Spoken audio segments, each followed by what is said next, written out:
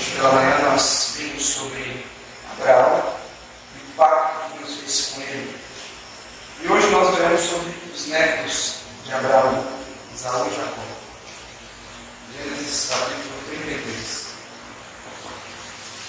Veremos o versículo 1 ao 17.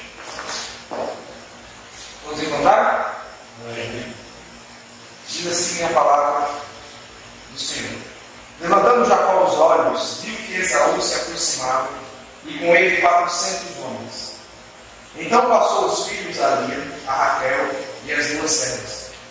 Pôs as servas e seus filhos à frente, Lia e seus filhos atrás deles, e Raquel e José por últimos.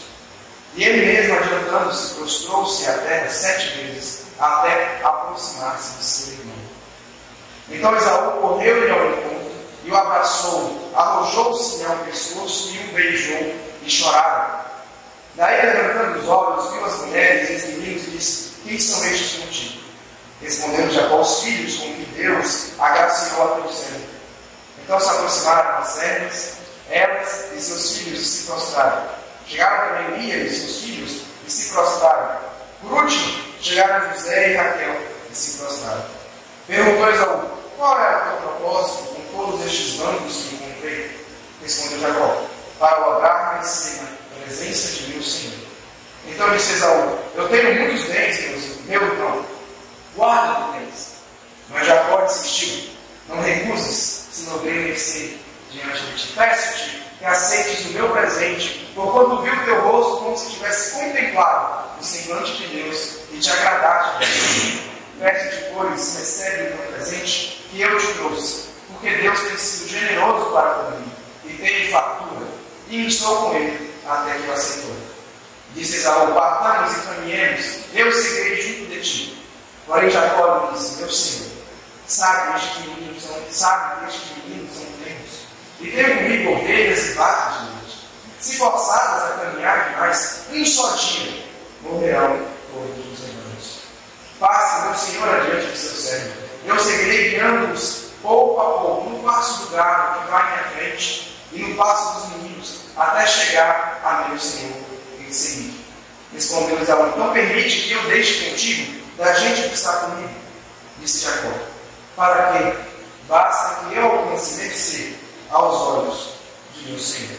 Assim voltou Esaú aquele dia a Seir, pelo caminho por onde viera, e Jacó partiu para Sucote. Edificou para si uma casa e fez palhoças para o seu gado. Por isso o lugar lhe chamou Sucote.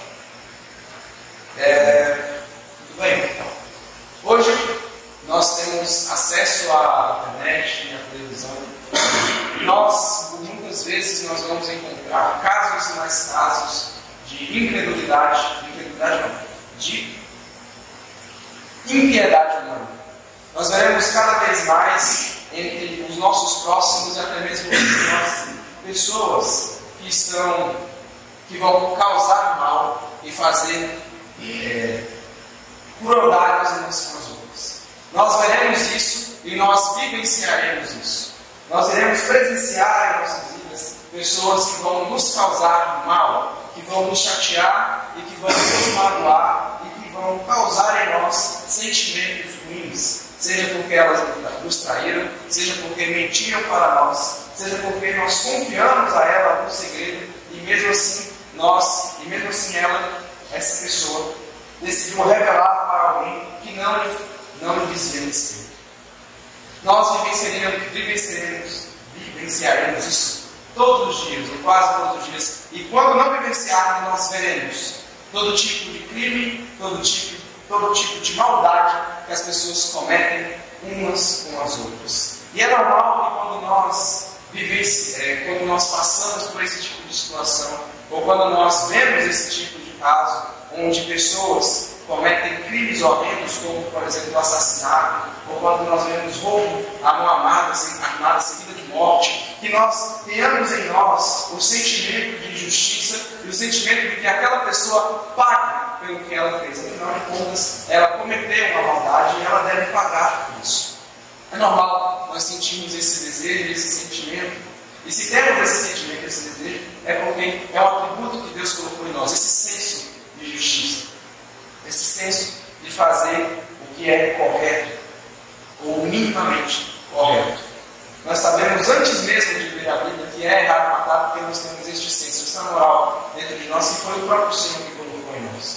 Mas ainda assim, e quando isso acontece conosco, também desejamos esse senso de justiça. Talvez, quando alguém nos causa mal, nós vamos olhar para aquela pessoa e talvez nós vamos colocar os nossos joelhos e pedir para que Deus faça justiça àquela pessoa, que nos causou tanto mal e que nos causou tanto sofrimento. Vamos pedir a Deus que Ele desça e que Ele faça cumprir a sua justiça, como nós lemos no Salmo do irmão meu, 145, que Deus é justo. E nós vamos orar por Ele para que essa justiça seja efetuada. Afinal de contas, esse caso que esse irmão, ou que essa pessoa próxima, ou que esse criminoso cometeu, é um caso que nós muitas vezes vamos dizer que é imperdoável. Nós vamos olhar para casos e mais casos, assassinatos e mais assassinatos, crueldades e mais crueldades, crimes e mais crimes, pessoas entre nós, talvez dentro da igreja, ou entre as pessoas ímpias com quem nós convivemos, e vamos dizer que aquele caso talvez seja imperdoável. O que aquela pessoa fez comigo, com você, não tem jeito, não tem solução, não tem salvação, não tem perdão. E nós nos lidamos com aquela. Talvez nós acabemos nos deixando de nos levar por um sentimento de justiça e após deixando de nos levar por um sentimento de justiça, um sentimento de ira. E nos iramos, assim como o Senhor se ira. Porém, a ira do Senhor é justa. E talvez nós, quando deixamos nos levar por esse sentimento de ira, nós vamos acabar passando do limite da justiça. Nós vamos ver na Bíblia casos e mais casos, de Gênesis e Apocalipse, de pessoas, de casos mesmo, de histórias que não parecem ou não pareciam ter uma solução, que não pareciam ter uma resolução, que não pareciam ter perdão, saída. E nada melhor do que nós começarmos pela história de Esaú e Jacó, que estão logo no começo da história da humanidade.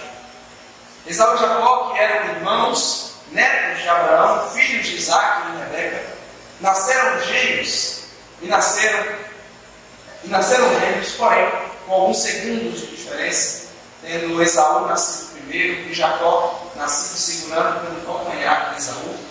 Daí que vem o significado do seu nome, se não me engano é enganador, aquele que puxa pelo calcanhar. Esaú e Jacó fazem parte da descendência prometida por Deus para Abraão e para Isaac. No entanto, Deus havia escolhido, e ele menciona isso para sua mãe, para a mãe deles, Rebeca, que ele escolheria Jacó em vez de Esaú. Que ele escolheria o mais novo, porque o mais novo governaria sobre o mais velho. E nós vamos ver isso em Malaquias, quando Deus diz que ele amou Jacó e odiou Esaú. Porém, eles fazem parte da promessa de Deus para Abraão e para Isaac. Eles crescem e eles, desde o ventre, a Bíblia vai dizer que eles brigavam entre si dentro do ventre, dentro da barriga de mãe, eles já brigavam. E é até nesse momento que Deus fala com Rebeca: dentro de ti há duas nações, porém o mais novo governará sobre o mais velho. Jacó e Esaú, apesar de gêmeos, eram diferentes, porque Jacó era um menino mais tenro, ele era um homem mais liso, como a palavra de Deus vai dizer, no capítulo 27. E Esaú já era um homem mais peludo, um homem mais forte, porque ele era um homem da caça. Esaú, como mais velho, ele tinha o direito a receber de Isaac, seu pai, tudo aquilo que ele havia conquistado. Esaú, naquela época, era mais como é que se diz? Era normal que o mais velho recebesse a bênção do pai e a herança do pai, e que o mais velho governasse sobre os seus irmãos mais novos. E por causa disso até, acredito que Isaac se apegou mais a Esaú, porque ele provavelmente deve ter pensado: como será Esaú a me substituir quando eu partir daqui? Então eu tenho que me apegar mais a ele, ensinar mais a ele. E Esaú se torna mais apegado ao pai, enquanto Jacó já é mais apegado à mãe.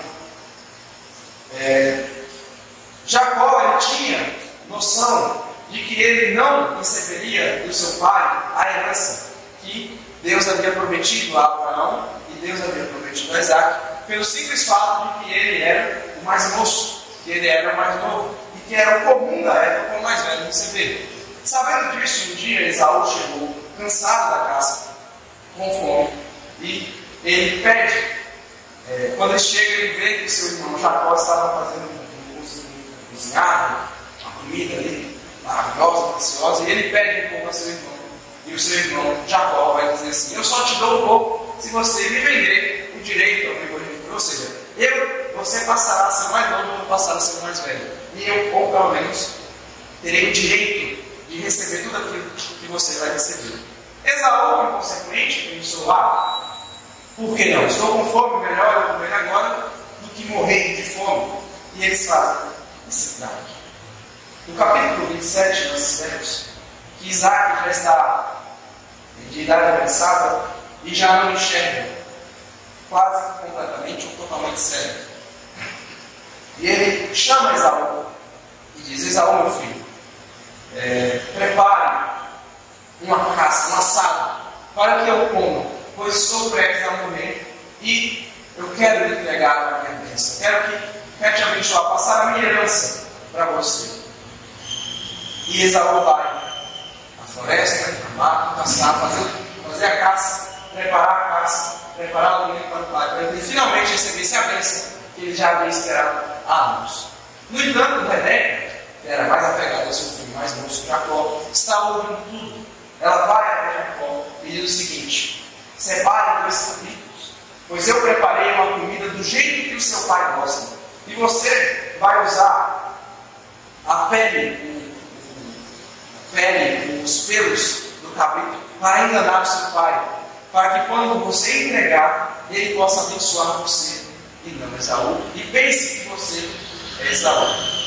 E Jacó faz como a sua mãe lhe explicou, como a sua mãe arquitetou com ele. Ele pega 2 cabritos, entrega para a mãe, tira a pele, coloca a pele nos seus braços, talvez até tenha usado a roupa de Jacó, de Esaú, para ter o cheiro dele. E ele vai até o seu pai, esperto, ainda esperto, disse: você não demorou, Jacó? Esaú, você foi rápido. E Jacó, o enganador, disse: foi porque Deus me abençoou na minha caçada. E ele entrega para o pai, e o pai come. Ele toca em Jacó, e ele se aproxima de Jacó, o beija e o cheira. Ele lhe diz: a voz é de Jacó, porém o cheiro é do cão. Então é Esaú. Ele vai e abençoa a Jacó no lugar de Esaú. E a partir daquele momento, quem receberia toda a herança de Isaac e Abraão seria Jacó e não Esaú. Esaú volta da caça. E no que ele volta para a caça, ele entrega a seu pai e ele disse: quem é você? Esaú responde: Esaú, seu filho. E ele diz: não pode ser, pois eu já entreguei a bênção para outro. Ele disse que não era possível, então ele disse: com certeza foi Jacó. E Esaú, triste, pergunta a seu pai: não sobrou nenhuma bênção para mim? Não sobrou nada para mim? E então Isaac o abençoa, dizendo: a sua bênção, você irá prosperar em uma terra infértil e você servirá a seu irmão. Nós estamos falando aqui de um homem que ele perdeu tudo que ele receberia, ou de que pelo menos tinha uma forte expectativa de que receberia tudo do seu pai: servos, servas, rebanhos, riquezas. Tudo que ele receberia do seu pai foi tomado dele em uma questão de instantes.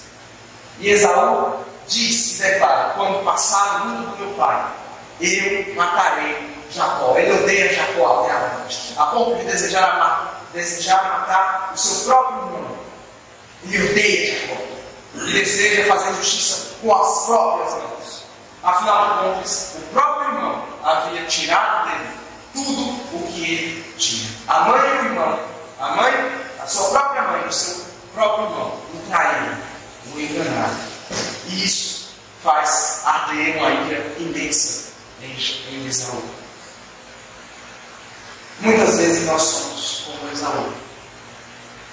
Nós olhamos para a situação Nós vemos as notícias, nós vemos o cotidiano das pessoas, como foi o caso do rapaz que foi cruelmente assassinado, e a população lá na cidade se revoltou, colocou fogo na casa, se irou por causa daquela injustiça, e nos deixamos nos levar por essa ira, essa raiva e esse desejo ardente de que aquela pessoa pague pelo crime que ela fez. E nós nos tornamos muitas vezes, talvez, impiedosos. Nos tornamos completamente irados e queremos aplicar a justiça. Porém, eu digo que nem sempre, por mais que algo seja justo, deve ser aplicada a justiça. E eu explico. Deus nos ensina a ser justos. É verdade. Nós temos a palavra de Deus que nos guia e nos ensina a como nós devemos julgar as pessoas. Não pelos nossos próprios entendimentos, mas por aquilo que Deus havia instituído em sua palavra. Nós não julgamos as pessoas como cristãos pelo que nós achamos ou pelo que nós deixamos de achar, mas pelo que está embasado nas Escrituras. É pelo que está escrito que nós vamos julgar as pessoas e que muitas das vezes nós vamos condenar essas pessoas. Porém, nós às vezes, por causa dessa consciência de que nós somos pessoas justas, porque Deus nos justificou, nos resgatou e agora nós temos um senso sincero e verdadeiro de justiça, nós vamos nos colocar num lugar de juiz. Nós vamos nos colocar num lugar onde nós achamos, se nós nos deixarmos nos levar, num lugar onde nós podemos julgar e condenar todas as pessoas que pecaram, todas as pessoas que são criminosas, e nós nem consideramos a piedade. Olhamos essas pessoas talvez até de forma indiferente, pois elas estão erradas e nós certos. Somos os justos e elas os pecadores. Se deixarmos nos levar demais por essa ira ou por esse senso de justiça, nós pensaremos desta forma: não me toque, porque o santo não se mistura com o profano. Não mexa comigo, porque você está em pecado, você está errado. E nós nos alegramos quando vemos algum criminoso sendo morto, ou quando nós vemos algum criminoso, algum pecador pagando pelo mal que ele recebeu. E talvez nós nos alegramos quando nós vemos na internet, como tem algumas páginas que eu já vi, até sigo algumas delas, que é ladrões se dando mal. É o ladrão correndo da polícia e a polícia correndo atrás dele, até que pega e às vezes acaba em morte. O ladrão morre sem a chance de se arrepender, e muitas vezes nós batemos palmas. Parabéns para a polícia. Não estou dizendo que a polícia não deve fazer o que deve ser feito para impedir o crime, mas que nós talvez, se deixarmos levar por esse senso de justiça, nós vamos nos alegrar com a impiedade dos homens. Nós vamos nos alegrar com a crueldade. E quando, em vez de sermos justos, nós estaremos sendo totalmente impiedosos. E será que nós devemos ter esta visão de nos alegrarmos quando algum ímpio recebe o pagamento do seu pecado? Será que nós, essa é a visão que Deus quer que nós tenhamos? De nos alegrarmos quando nós vemos um ímpio, alguém que não conhece a Deus, ou algum dos nossos irmãos que pecam e são disciplinados? Será que nós devemos ter alegria? Ah, bem feito, ela mereceu, então a pessoa mereceu. Ela fez isso, fez aquilo, fez isso, estava escondido, só eu sabia, agora que todo mundo sabe, bem feito. Ela merece estar passando por isso. Ela merece. Sim, de fato ela merece. Mas será que nós devemos nos alegrar com esse castigo, com este pagamento? Será que nós deveríamos ter esse sentimento? Ou não deveríamos ter um sentimento e um olhar de misericórdia, de compaixão e de empatia? Não é isso que Jesus tem tratado e nos ensinado no Novo Testamento?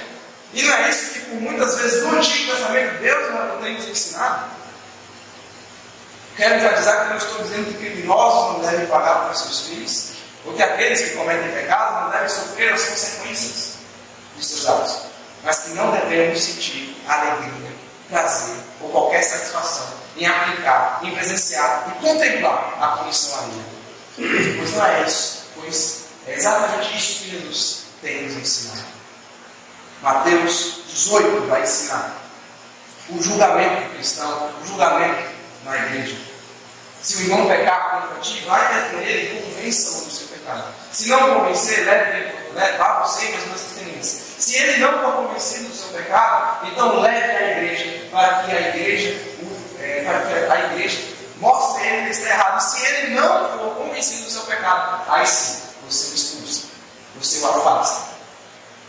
Mas mais uma vez, necessitamos de ter alegria no nosso coração quando isso ocorre. Hoje pela manhã, uma irmã nossa foi disciplinada.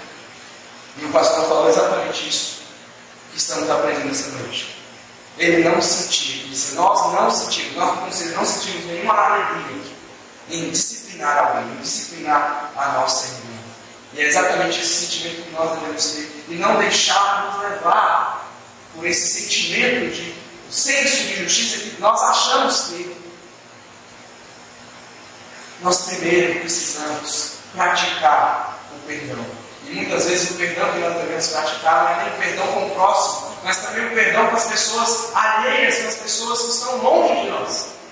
Há um caso de uma pessoa que eu conheço, um cantor pentecostal.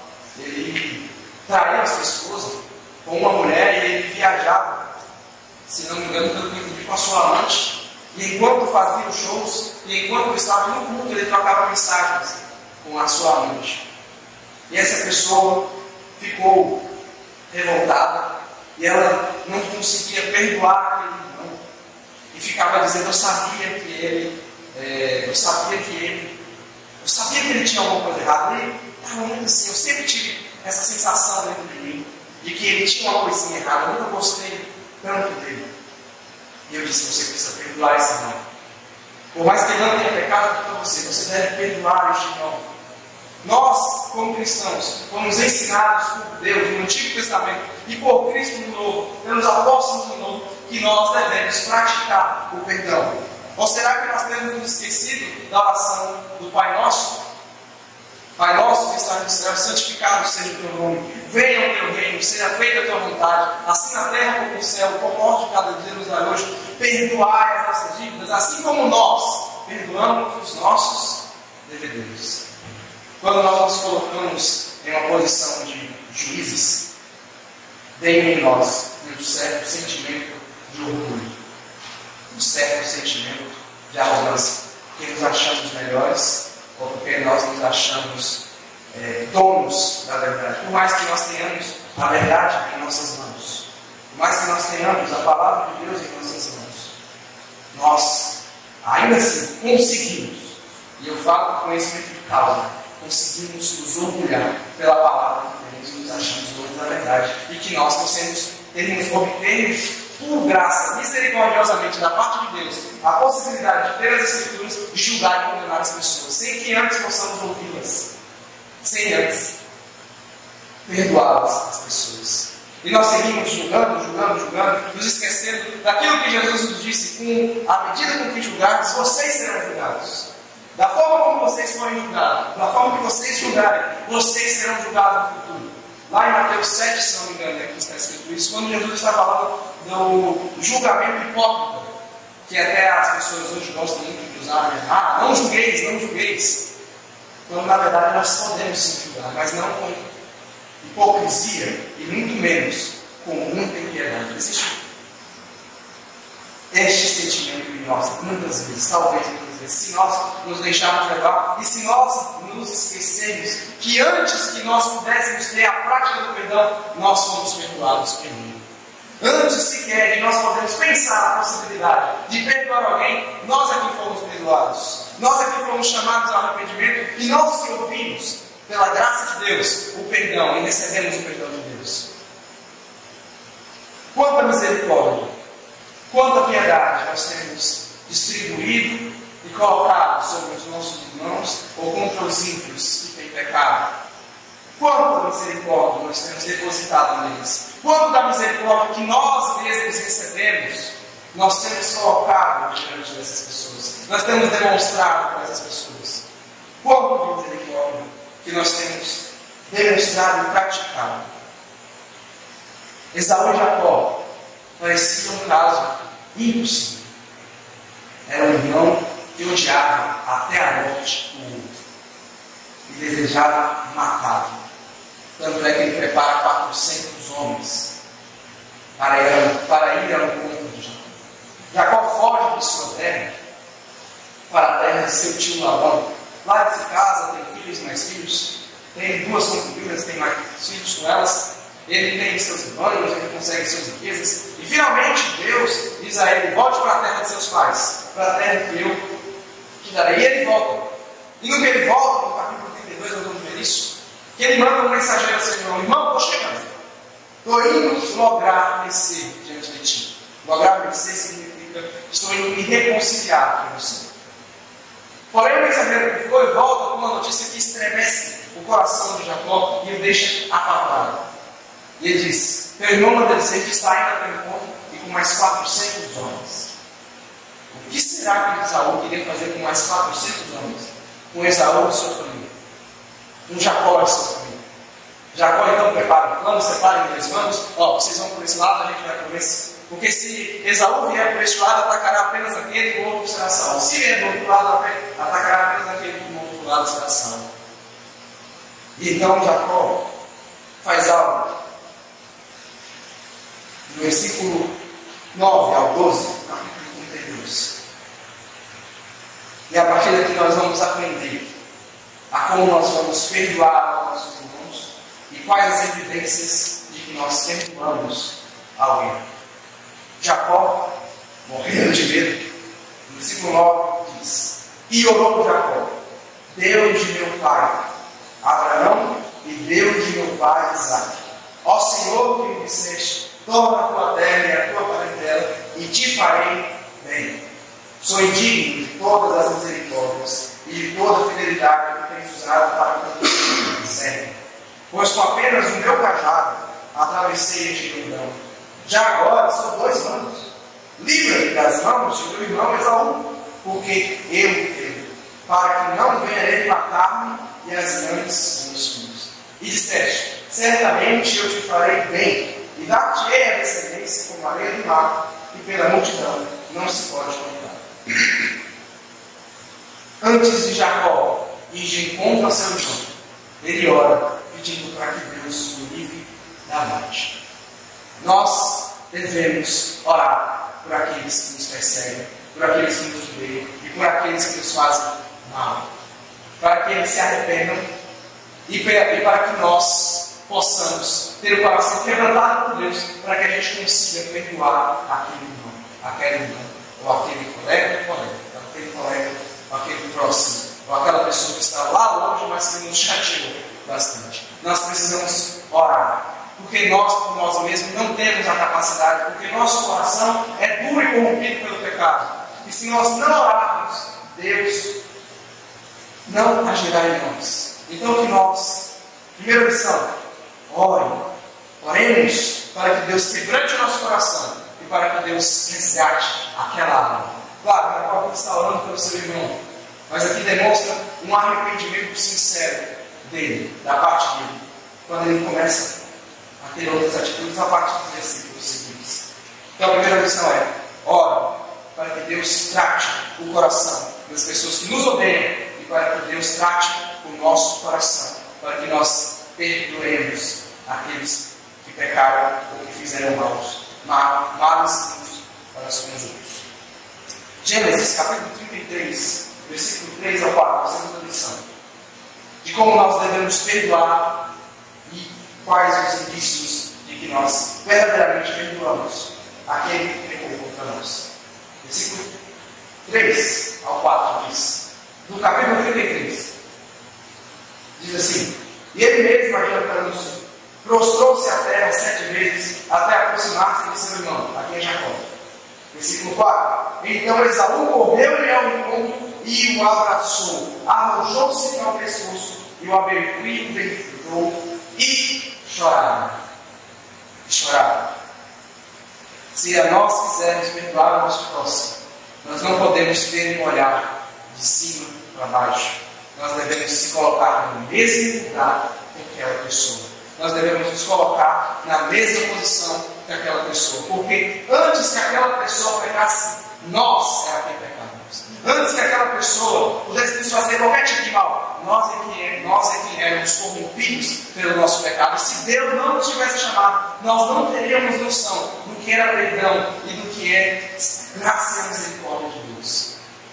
Se não fosse isso, então nós devemos nos colocar no lugar daquela pessoa. Aquela pessoa pecou, mas antes dela pecar, eu já havia pecado. Antes que ela cometesse qualquer mal, eu também era como aquela pessoa. Eu tenho tantas capacidades de ser um assassino, de ser qualquer tipo de homem maldoso, e eu só não sou porque Deus tem misericórdia de mim e porque Deus segura meu coração. Todos nós temos capacidade de fazer maldades terríveis, mas Deus é quem nos controla, e é Deus quem não nos permite ir além daquilo que Ele pretende de nós, além daquilo que Ele quer de nós. É Deus que segura o nosso coração. Portanto, que nós nos coloquemos como Esaú, porque Jacó estava ajoelhado. Então imagino eu que para abraçar seu irmão ele se ajoelhou por ele. Ele se agarrou ao pescoço do irmão e o beijou. E ambos choravam. Então a evidência de que nós perdoamos alguém, ou o segundo passo para nós perdoarmos alguém é nos colocarmos no lugar daquela pessoa, sermos empáticos. Quarta lição, capítulo 33, versículo 5 ao 9, vai dizer o seguinte: daí levantando os olhos, viu as mulheres e os meninos e disse: quem são estes contigo? Respondeu Jacó: os filhos com que Deus agraciou a teu servo. Então se aproximaram as servas, elas e seus filhos, e se prostraram. Chegaram para Lia e seus filhos e se prostraram. Por último chegaram José e Raquel e se prostraram. Perguntou Esaú: qual é o teu propósito com todos estes anos que encontrei? Respondeu Jacó: para lograr vencer na presença do meu Senhor. Versículo 8 está remetendo ao capítulo 32, quando Jacó envia presentes para Esaú para aplacar a ira dele. Ele diz: eu vou enviar presentes para ver se acalma a fúria do meu irmão. E olha o versículo 9, no capítulo 33. Então disse Esaú: eu tenho muitos bens, meu irmão, guarda o que tens. O terceiro passo para perdoarmos alguém, ou o segundo indício de que nós perdoamos, é que nós não esperamos nada em troca daquilo que nós perdoamos. Nada. Não estou dizendo que a gente não vai esperar que a pessoa não olhar para perdoar, mas fulano não vai. Eu vou perdoar porque eu tenho que perdoar. Como às vezes brinco com alguns amigos meus lá, com alguns irmãos lá da igreja, quando eles brigam, entre aspas, eu digo: você tem que perdoar ele. Ele não merece não, perdoa ele. Não por você, mas não por ele, por você. Porque senão você não vai ser perdoado. Claro, é uma brincadeira. Mas nós não devemos ter este pensamento literal. É vou perdoar, porque se não perdoar, Deus não vai me perdoar. Não devemos ter este sentimento, nós devemos perdoar de coração e não esperar nada em troca. Esaú foi surpreendido pelos presentes. Porém, como Deus já estava trabalhando no seu coração, ele recusa os presentes. Claro, se alguém que você for perdoar decidir lhe dar algo, que você não pode receber, mas não espere nada em troca. Faça de boa vontade. Faça, porque o nosso Deus que está no céu nos ensinou assim. O Cristo, o Filho dele, nos ensinou assim, sendo o maior exemplo de perdão.